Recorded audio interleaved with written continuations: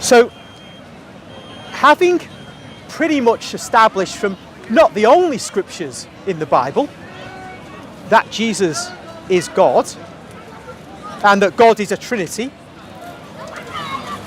we can look at interesting passages. Where is it now? About the Lord Jesus himself. Zechariah is where I'm going to. Now, chapter 12, just start at verse 7.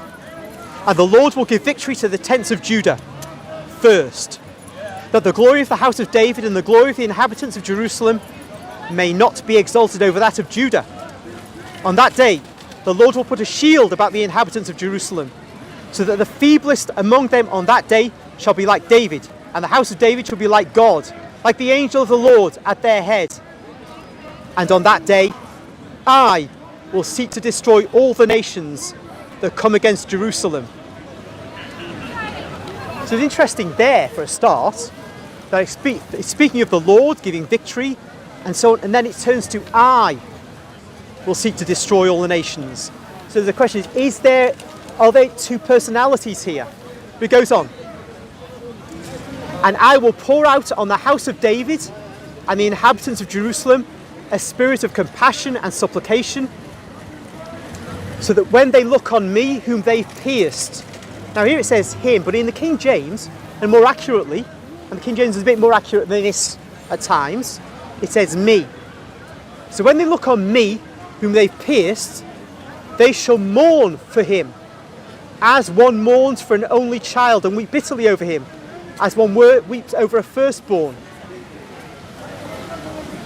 So, we have this suggestion in Zechariah that God is going to be pierced by people on earth. But how is that possible? God is a spirit. And so Zechariah himself may or may not have understood this, but he saw it and reported it.